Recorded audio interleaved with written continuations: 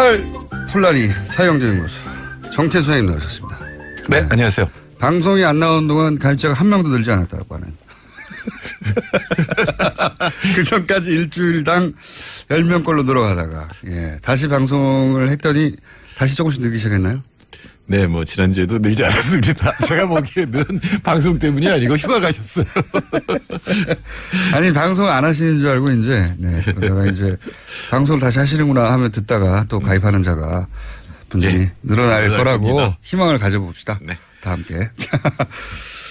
오늘 들고 오신 주제는 25일 날 경제 정책 방향이라고 하는 게 발표가 됐고 저 파워포인트로 그 피치할 때 그 파워포인트로 뭐랄까요 누굽니까 그 애플의 잡스가 유행시킨 건데 기본적으로 지금 뭐 어디나 다 그렇게 합니다. 근데 정부에서 그렇게 하는 거는 처음 봤어요. 괜찮았어요 그 연출은.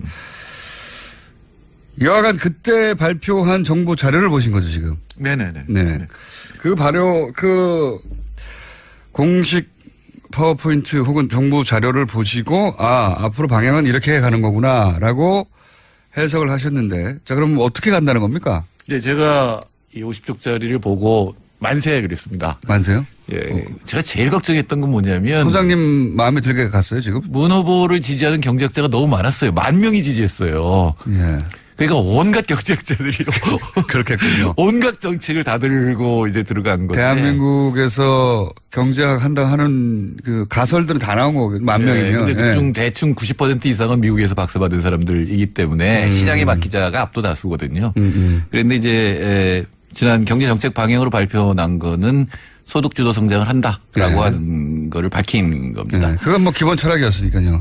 근데 이제 소득주도 성장이라고 하는 게 주류 경제학이 아니거든요. 그러니까 굳이 따지자면 포스트 케인지안이라고 하는 그 경제학인데 전체 기조는 사람 중심으로 가는데 시장에서 임금이 올라가고 일반 사람들의 소득이 늘어야 경제 성장을 할 수 있는 단계에 왔다. 그걸 패러다임 전환이라고 표현을 했습니다. 그러니까 지난 60년간 우리한테 익숙해진 건 뭐냐면 수출만이 살 길이다잖아요. 수출만이 살 길이고 기업이 잘 돼야 결국은. 그러려면 경쟁력이 있어야 되고 그러려면 임금을 억제해야 된다. 그리고 기업을 몰아주고. 파이를 먼저 키워야 분배가 된다라는 거였는데 이제는 사람이 먼저 소득이 있어야 그 사람들이 이제 소비를 하고 그거에 입각해서 투자가 일어나고 하는 그런 쪽으로 패러다임을 전환한다라고 선언을 한 겁니다. 기본 틀은 가장 큰 틀은.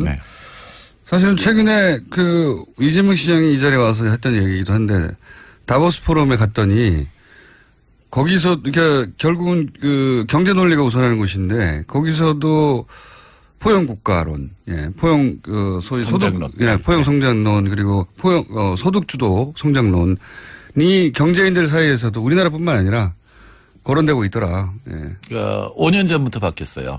그전에는 IMF 같은 데서 이제 규제 완화하고 기업들에게 이제 자유를 주면은 시장에 맡기면 제대로 성장을 한다 그랬는데 IMF 스스로가 2011년경부터 더 이상 이 빈부격차가 벌어지면 성장을 할 수 없다 그러면서 인클루시브 그로스라는 개념을 국제기구들이 내놓기 시작했죠. 근데 아마도 소득주도 성장이라고 하는 정책 기조를 나라가 이 제시한 거는 처음입니다. 제가 보기엔 한국이 처음으로 이 이상적인 어떤 모델로 제시했던 국제기구가 제시했던 거를 정책 기조로 만들고 굉장히 체계적으로 그 밑에 여러 가지 정책들을 배치를 했다. 그런 점에서 제가 환호성 나서 만세라고 했습니다. 이게 이제 IMF 정도에서 몇 년 전부터 혹은 뭐 연구기관들이 이건 앞으로 이런 식으로 소득격차가 벌어지고 빈부격차가 벌어지면 뭐 특정 계층이 성장해봐야 재벌이 성장해봐야 그걸 소비할 주체가 없는데 성장의 이 선순환 구조는 끊어진다.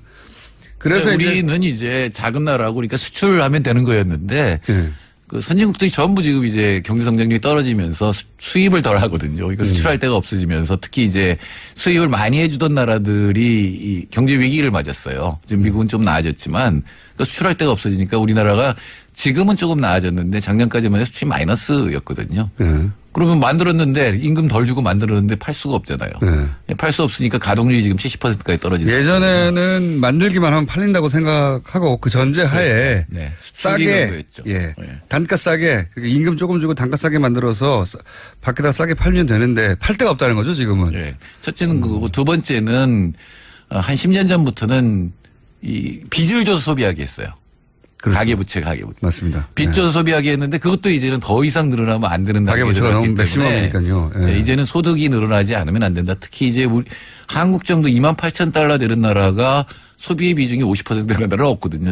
많은 나라는 70%까지 가는데 GDP에 차지하는 비중이. 근데 우리는 50%밖에 안 되고 기업은 돈이 많은데 가게가 돈이 없어서 소비를 못하는 이런 단계에 들어갔거든요.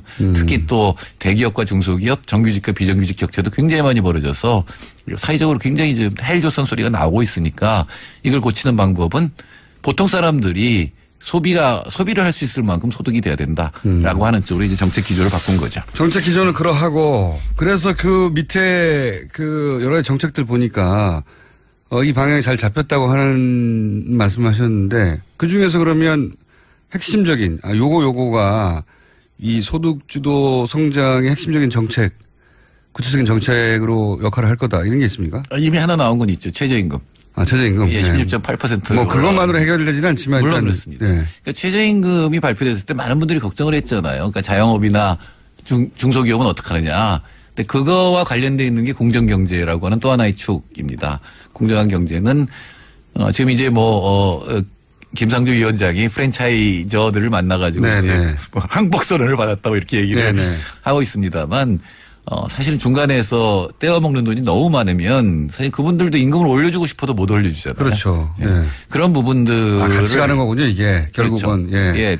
그러니까 아르바이트생들에게 최저임금 이상을 주려면 기본적으로 예를 들어서 프랜차이즈 점주가 이 마진이 확보가 돼야 되는데 그렇죠. 본점들이 너무 많이 떼가니까 실제로 그 영업주들이 자기보다 여기 애들이 더 많이 가져간다. 그러니까 본인의 임금이 사실상 없어지는 상태거든요. 맞습니다. 그런 얘기 많이 합니다. 예. 그리고 조금 잘 되면 옆에다 10m 옆에다 또 하나 세우고 이런 식으로 하니까 그런 거는 이제 근절을 해야 된다. 특히 이제 제조업에서도 대기업과 하청기업 간의 관계. 하청기업이 5차까지 가거든요. 이제 5차까지 가면은 임금을 올려주기 굉장히 힘들어요.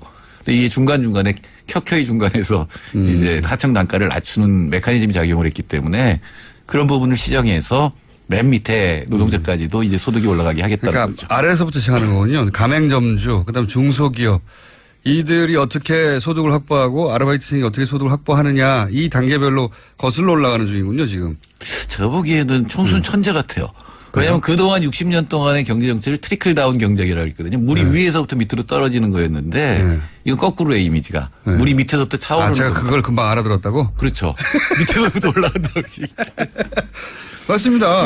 듣다 보니 그거네요. 예. 그게 이제 핵심적인 정책 기조고 그러나 이거는 수요로부터 하니까 소비를 늘려서 경제를 한다 그러면 아직도 우리 못 받아들이거든요. 그렇죠. 소비는 뭔가 안 해야 될 것 같으니까. 그러니까 이제 혁신성장이라고 하는 게 하나 더 붙었죠. 그래서 혁신성장에 의해서 이쪽에서는 공급 쪽의 측면에 성장 동력을 찾아내겠다라는 건데 이번에 또 특이한 거는 여태까지 혁신성장 그러면은 전부 무슨 첨단 기술이 나왔어요. 그러니까 IT 뭐 가가지고. IT, BT, CT 뭐 이래가지고 제가 비서관일 때 6T였어요. 근데 지금 이제 그게 4차 혁명으로 갔는데 그러니까 벌써 한 20년간 계속 그 얘기를 했는데 별 효과가 없었거든요. 계속 대기업 이제 규제 완화해주고 이 세액 공제해주고 이랬는데 효과가 없었는데 이번에 특이한 점은 중소기업이 혁신을 하게 하겠다라는 겁니다. 중소기업이. 예, 중소기업 네트워크를 만들고 여태까지는 개별 기업에게 보조금을 줬지만 이제는 그 네트워크를 형성한 그 네트워크 자체 생태계에다가 보조를 하겠다.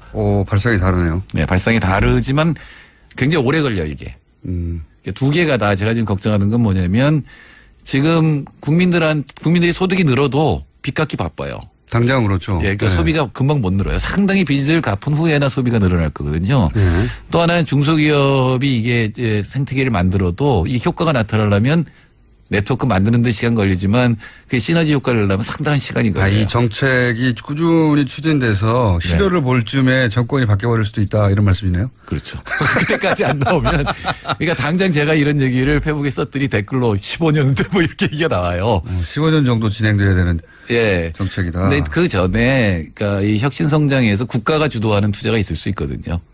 조금 전에 김익중 교수 와서 그 탈원전 얘기하셨는데 예. 사실은 녹색 전환이라고 하는 거는 굉장히 국가가 주도하지 않으면 안 되는 겁니다. 저절로는 안 돼요. 예. 이해관계자들이 있기 때문에. 예를 들어서 전기차를 사고 싶어도 예. 전기차 충전소가 있어 사지. 전기차를 그거 만들어줘야 사죠. 그리고. 예. 만드는 건 있어요. 수입도 할 수 있는데 네. 충전소가 없으면 이거 하루 종일 걸린다는데 아파트마다 그런 게 맞습니다. 있지가 않거든요. 그러니까 인프라도 그런 안 걸 되고. 인프라라고 얘기하는데 이게 녹색 전환 인프라를 해야 되는 문재인 거죠. 정부가 내놓은 정책들이 이게 짧으면 15년, 길면 60년 있다가 효과가 나는 그런 정책 기조들이 있네요. 그거는 지금 안 바꾸면 정말로 문제가 되거든요. 사실 아까 김익준 교수 10만 년 얘기했지만 2050년에 우리 다 멸망할지도 몰라요. 우리뿐만 아니라 세계 전체가. 그러니까 빨리 전환하지 않으면 안 되는 거죠. 50년 멸망 안 할 거고요. 본인이 살아있을 것 같으니까. 예. 기본 정책 방향은 그렇습니다. 다음 주에 좀 더 심화해서.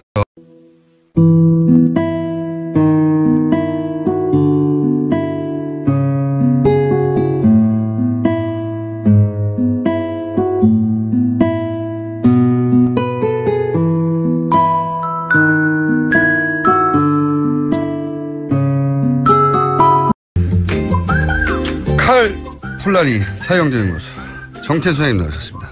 네, 안녕하세요. 방송이 안 나온 동안 가입자가 한 명도 늘지 않았다고 하는. 그 전까지 일주일당 10명꼴로 늘어가다가, 예. 다시 방송을 했더니 다시 조금씩 늘기 시작했나요? 네, 뭐 지난주에도 늘지 않았습니다. 제가 보기에는 방송 때문이 아니고 휴가 가셨어요. 아니, 방송 안 하시는 줄 알고 이제, 네. 그러다가 이제 방송을 다시 하시는구나 하면 듣다가 또 가입하는 자가 분들이 예. 늘어날 늘어날 거라고 겁니다. 희망을 가져봅시다. 네. 다 함께. 공식 파워포인트 혹은 정부 자료를 보시고 앞으로 방향은 이렇게 가는 거구나라고 해석을 하셨는데 자 그럼 어떻게 간다는 겁니까? 네, 제가 이 50쪽짜리를 보고 만세 그랬습니다. 만세요? 예. 제가 제일 걱정했던 건 뭐냐면 소장님 마음에 들게 갔어요 지금? 문 후보를 지지하는 경제학자가 너무 많았어요. 10,000명이 지지했어요. 예. 그러니까 온갖 경제학자들이 그렇겠군요. 온갖 정책을 다 들고 이제 들어간 건데. 대한민국에서 경제학 한다 하는 그 가설들은 다 나온 거거든요. 10,000명이면. 근데 그중 대충 90% 이상은 미국에서 박사 받은 사람들. 협이 잘 돼야 결국은 예, 그러려면 경쟁력이 있어야 되고 그러려면 임금을 억제해야 된다. 그리고 기업을 몰아주고. 예, 파이를 먼저 키워야 분배가 된다라는 거였는데 항상. 이제는 사람이 먼저 소득이 있어야 그 사람들이 이제 소비를 하고 그거에 입각해서 투자가 일어나고 하는 그런 쪽으로 패러다임을 전환한다라고 선언을 한 겁니다. 기본 틀은 가장 네. 큰 틀은. 네. 사실은 최근에 그 이재명 시장이 이 자리에 와서 했던 얘기이기도 한데 다보스 포럼에 갔더니 거기서 그러니까 결국은 그 경제 논리가 우선하는 곳인데 거기서도 포용 국가. 오늘 들고 오신 주제는 25일 날 경제 정책 방향이라고 하는 게 발표가 됐고 저 파워포인트로 그 피치할 때 예. 그 파워포인트로 뭐랄까요 그 누굽니까 그 애플의 잡스가 유행시킨 건데 네, 기본적으로 지금 뭐 어디나 다 그렇게 합니다. 예 근데 정부에서 그렇게 하는 거는 처음 봤어요. 괜찮았어요 그 연출은. 예. 여하간 그때 발표한 정부 자료를 보신 거죠 지금. 네네네. 네. 그 발효 이기 때문에 시장의 막기자가 압도다수거든요. 그런데 이제 지난 경제정책 방향으로 발표 난 거는 소득주도 성장을 한다라고 네. 하는 거를 밝힌 겁니다. 네. 그건 뭐 기본 철학이었으니까요. 예, 예. 근데 이제 소득주도 성장이라고 하는 게 주류 경제학이 아니거든요. 그러니까 굳이 따지자면 예. 포스트 케인지안이라고 하는 그 경제학인데 전체 기조는 사람 중심으로 가는데 예. 시장에서 임금이 올라가고 일반 사람들의 소득이 늘어야 경제 성장을 할 수 있는 단계에 왔다. 그걸 패러다임 전환이라고 표현을 했습니다. 그러니까 지난 60년간 우리한테 익숙해진 건 뭐냐면 수출만이 살 길이다잖아요. 수출만의 살 길이고 기업